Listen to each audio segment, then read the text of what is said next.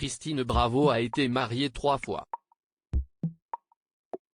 Difficile de dire si la cérémonie la plus récente, qui a pris place à Okatana en Corse le 11 juin 2022, a été le plus beau jour de sa vie. Mais sans doute se positionne-t-elle tout en haut du classement.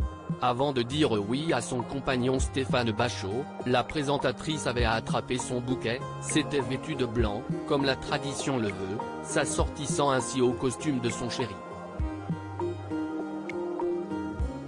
Mais il semblerait qu'elle souhaitait, en réalité, porter un tout autre modèle, comme elle l'a avoué sur le plateau de l'émission chez Jordan mardi 31 janvier.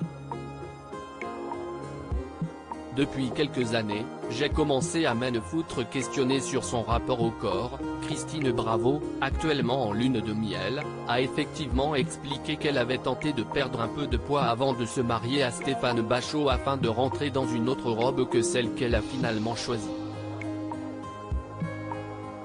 Depuis quelques années, j'ai commencé à m'en foutre, à bouffer, a-t-elle assuré au cours de cette interview enregistrée le 16 janvier dernier. Et donc j'ai grossi. Je n'étais pas contente, même à mon mariage, je me trouvais un peu trop. J'avais essayé, ça avait pas tenu. Et finalement, depuis le mariage, j'ai remaigri sans régime. En fait, on ne sait pas. Ça va, ça vient. L'important, si est qu'elle s'aimait, qu'importe le nombre que la balance affiche. À un moment donné il faut choisir entre le visage et les fesses. Son seul regret, finalement, est une question de mode. J'aurais préféré me marier dans une robe sirène et être un peu mieux, précise Christine Bravo. Mais aussi, vous savez, à l'âge que j'ai. Vous m'avez demandé si j'avais fait de la chirurgie esthétique ? Non.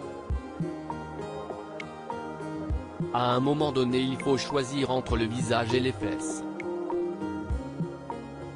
Si vous êtes un peu plus gros, vous avez un peu moins de rides. Et quand on maigrit, à partir d'un certain âge, ça marque. Dans les grosses têtes, dans son émission Froufrou.